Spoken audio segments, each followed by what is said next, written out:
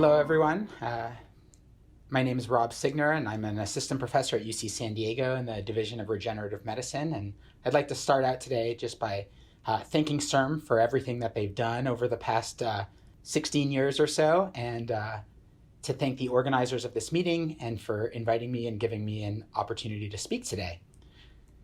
So my role here today is to tell a story of how CIRM's success isn't only quantified by how quickly and effectively it has accelerated the development of stem cell treatments to patients with unmet clinical needs, but also how it's grown and shaped the field of regenerative medicine by investing in trainees. As you all know, following the passage of Prop 71 in 2004 and the subsequent establishment of CIRM, a first round of funding was issued in 2006 and included a series of training grants that provided funding to predoctoral students as well as postdoctoral and clinical fellows. And as a third-year graduate student at the time at UCLA, I was a proud recipient of a CIRM predoctoral fellowship during this inaugural round of funding. The funding I received from CIRM was instrumental in my career development.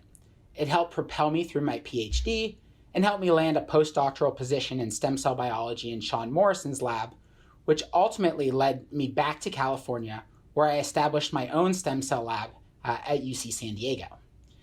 Now, the reason I included these pictures on this slide wasn't just to embarrass myself, but because it reflects a central focus of research throughout my career: aging.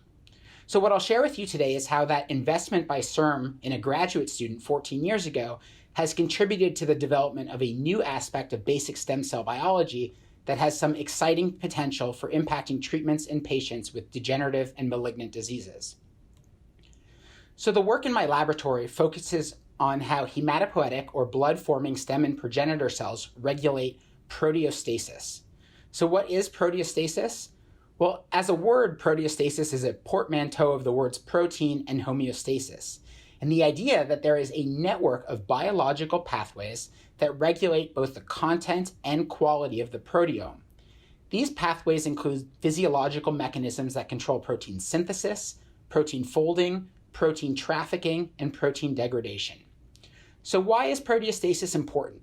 Well, the maintenance of proteostasis is really key to ensuring normal development, resistance to environmental stress, coping with infection, and most notably, healthy aging and lifespan. So quite amazingly, genetic or environmental interventions that enhance the capacity to maintain proteostasis will actually extend organismal lifespan in an evolutionarily conserved manner. That is, if you can improve an organism's ability to maintain protein quality, it will actually live a longer and healthier life. In addition, the loss of proteostasis is considered one of the hallmarks of aging, and the accumulation of misfolded proteins is associated with a number of degenerative diseases, most notably neurodegenerative diseases. And the reason that neurons are thought to be particularly susceptible to misfolded proteins is that they're long-lived cells that can no longer divide. And it turns out the best way to eliminate misfolded proteins is by dilution that occurs through cell division. So hematopoietic stem cells are also very long-lived, and they divide very infrequently. So a central hypothesis that drives our research is that stem cells are particularly dependent on the maintenance of proteostasis, and that disruptions in proteostasis contribute to stem cell dysfunction in aging. And overall, we favor the idea that mechanisms that confer organismal longevity are conserved at the cellular level to maintain healthy, long-lived stem cells. And one of the most fascinating things that I hope you take away from this talk today is that many of these mechanisms, which are highly conserved and essential, actually function differently in stem cells than they do in restricted progenitors or other types of cells. So my foray into this arena really began during my postdoctoral fellowship, where I adapted new technology that allowed us to quantify rates of protein synthesis within single cells in vivo. And when we applied this to the hematopoietic system, we found a couple of striking things. The first was, contrary to what most people thought, that protein synthesis is a housekeeping function that's performed similarly by most cells, turns out not to be true, and that different cell types really establish very different rates of protein synthesis that are each maintained at their own homeostatic level. The other striking thing that we observed is that hematopoietic stem cells have unusually low rates of protein synthesis, much lower than many of these restricted progenitors and differentiated cells. And subsequent to our work, low protein synthesis has now been shown to be a conserved feature of stem cells present, as far as I know, in every type of stem cell that people have looked at within adult tissues. So low protein synthesis isn't just a feature of stem cells, but is actually really important for their function. And the way that we figured this out was by using a set of genetic mouse models. The first is where we used a mutation in a ribosomal gene, RPL24, that reduced protein synthesis by between 30 and 40% in stem cells. We also used a mouse where we conditionally deleted the tumor suppressor PTEN, which is a negative regulator of the PI3 kinase and mTOR signaling pathways, which are known to promote protein synthesis. And then we crossed these two mutations together and found that they could mutually rescue each other. So the ribosomal mutation prevents the increase in protein synthesis that we see with the PTEN deletion, and the PTEN deletion partially rescues the reduction in protein synthesis that we see with the RPL24 mutation. And when we tested stem cell function within these mice, what we found was that even these small changes in protein synthesis had dramatic effects on stem cell function. So the way we measure stem cell function is by measuring their ability to reconstitute the blood-forming system of an irradiated mouse. And you can see when we transplant just 10 stem cells, the level of reconstitution we get from wild-type cells in the black line. The ribosomal mutant with reduced protein synthesis impairs the regenerative function of stem cells. The PTEN deletion, which increases protein synthesis, leads to a total loss of stem cell function. But incredibly, when we put these two mutations together, they mutually rescue each other. And you can see that the level of stem cell activity that we get is comparable to the wild type. And so when I started my lab, we really wanted to understand why these changes in protein synthesis were so detrimental for stem cells. And we went back to considering protein homeostasis, and that we had the idea that increased protein synthesis might increase the generation of misfolded or unfolded proteins. And so we needed a way to figure out how to actually measure these things within small numbers of hematopoietic stem cells. And so we did this using two different approaches. The first is where we measured levels of ubiquitinated protein. So ubiquitinated protein are proteins that are targeted for degradation and consist mostly of misfolded proteins. And you can see here when we compare the level of ubiquitinated or misfolded proteins in stem cells, they have much fewer of these as compared to restricted progenitors. We then also adapted a cell-permeable dye that allowed us to quantify unfolded proteins in these cells. And similarly, the stem cells have fewer unfolded proteins than these restricted progenitors. Importantly, this was directly tied to the rate of protein synthesis.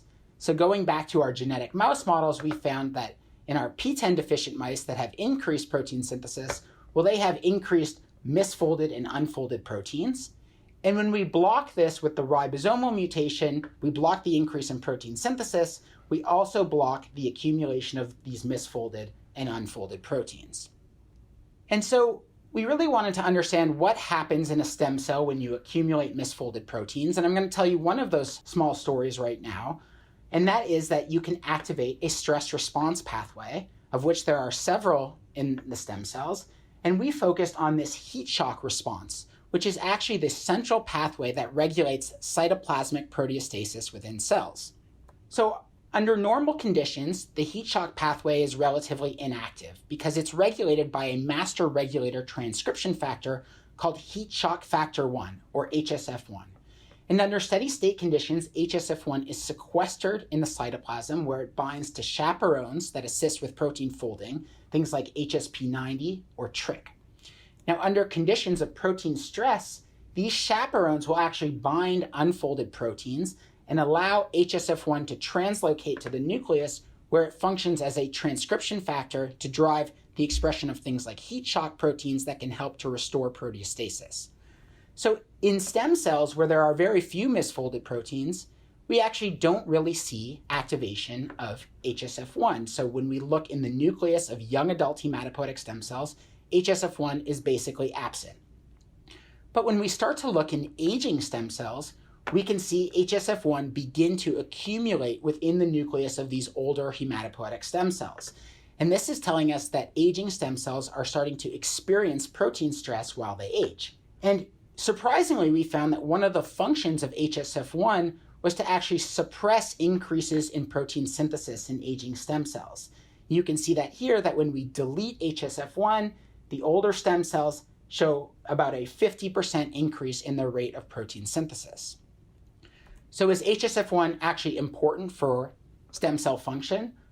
Well, when we look at young adult stem cells, remember these cells have very few misfolded proteins and they don't show activation of HSF1, we can conditionally delete HSF1 from our stem cells and see that there's no effect on stem cell regenerative activity either in a primary transplant or a secondary transplant.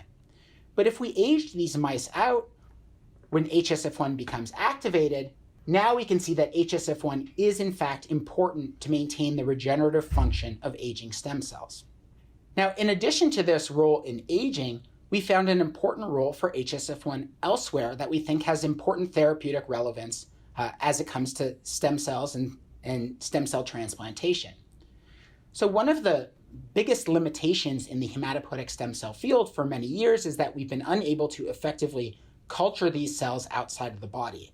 And we really don't have a good explanation as to why.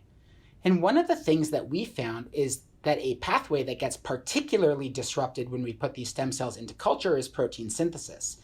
So you can see that within 4 hours in culture, hematopoietic stem cells have about a 700% increase in protein synthesis. And within 18 hours, that's about a 2,000% increase, which, if you remember, just a 30% increase in vivo is sufficient to impair stem cells. And consistent with what we saw in aging stem cells, our stem cells in culture also begin to start accumulating HSF1 within their nucleus. So what we did was to test if HSF1 is actually important for maintaining stem cells in culture. And we did this by culturing wild type or HSF1 deleted stem cells for 10 days. And the way that we do this is to plate just 10 purified stem cells, culture them for a period of 10 days, and then transplant them with wild type bone marrow into irradiated mice. And you can see here that HSF1 deficiency doesn't impair proliferation of cells in culture, but when we transplant those cells, we see that the HSF1 deficient cells have a severe reduction in their reconstituting ability, telling us that HSF1 activation is actually promoting stem cell maintenance in culture. And so now that we knew that HSF1 is getting activated and is important for stem cell maintenance, we wondered if we could further enhance the activation of HSF1 to support stem cell growth in culture. And the way that we tried to do this was using small molecule inhibitors of HSP90 or TRIC, which, remember, these bind to HSF1 and sequester it in the cytoplasm. And we show here that within cultured hematopoietic stem cells, that addition of these inhibitors does indeed lead to a significant enhancement of HSF1 present within the nucleus of these cultured stem cells. And so we did the key experiment where we cultured purified stem cells in the presence of either our vehicle or either the HSP90 inhibitor or the TRIC inhibitor, and then we performed serial transplantation experiments. And you can see in primary transplants, the addition of an HSP90 or TRIC inhibitor leads to about a 2-fold increase in the regenerative activity of the stem cells. This is not actually due to stem cell expansion, but we think better maintenance of these stem cells.